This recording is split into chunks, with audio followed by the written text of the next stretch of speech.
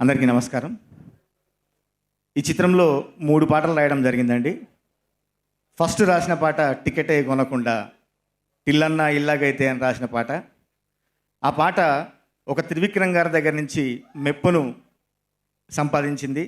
అదే పాట మా అందరిటికి పెద్దబాబు అయిన చిన్నబాబు గారితో ఒక క్లోజ్నెస్ పెంచింది నాకు.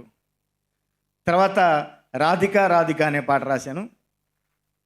సిద్ధన్న ఫోన్ చేసి ఒకటే మాట అన్నాడు, రాధిక అనే పేరున్న అమ్మాయిలందరూ నేను తిట్టుకోవాలన్నా అట్లా రాయి పాట అని చెప్పాడు.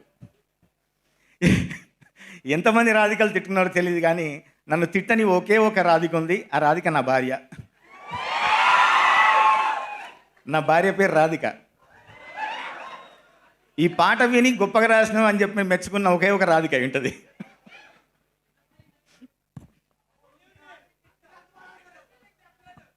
ఇప్పుడు అర్థమైందా నా పాట ఎందుకు అంత కసిగా రాసావు నువ్వు?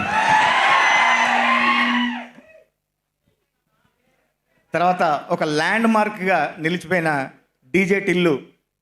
ఆ పాట టిల్లన్న దిగిండంటే అన్న ఫస్ట్ ఆ పాటలో ఉన్న ఆ పాట ఇందులో మళ్ళీ రిపీట్ చేసాము, వేరే చరణం రాయడం జరిగింది. ఆ పాట కూడా మళ్ళీ అందరినీ అలరిస్తుందనడంలో ఏమాత్రం సందేహం లేదు. టిల్లుకు ఏదైతే సెంటిమెంట్ జరిగిందో అనుకోకుండా ఈ సినిమా కూడా అదే జరిగింది. నాకు డైరెక్టర్ గారిని ఇప్పుడే కలవడం, ఫోన్లో తప్ప కలవలేదు. టిల్లు 1 కూడా అట్లాగే జరిగింది. అప్పుడంటే లాక్డౌన్ ఆ పరిస్థితులు, కానీ ఈ టైం అంత బిజీగా ఉండి ఈ సినిమా మీద తన ప్రాణం పెట్టి ఎంతో కష్టపడి చేశాడు. ఇప్పుడే కలవడం, అన్న వచ్చి నాన్న నేనే కాసర్ల శ్యామని పరిచయం చేసుకున్నా, ఎన్నోసార్లు ఫోన్లో మాట్లాడుకున్నాం.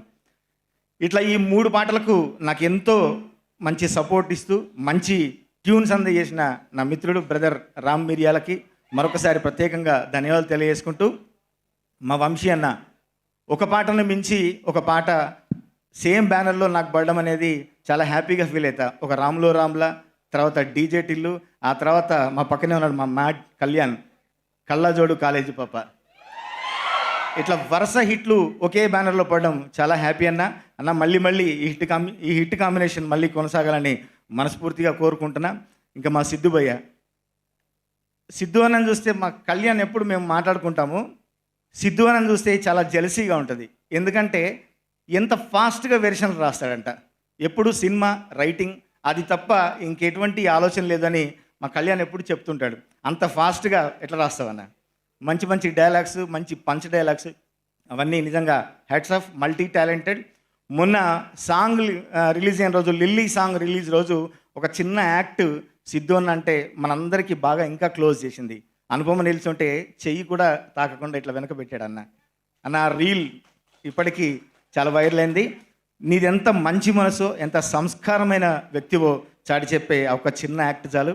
ఈ సినిమా మరీ పెద్ద హిట్ కావాలని, డబుల్ హిట్ కావాలని మనస్ఫూర్తిగా కోరుకుంటూ thank you very much. Thank you sir, thank you.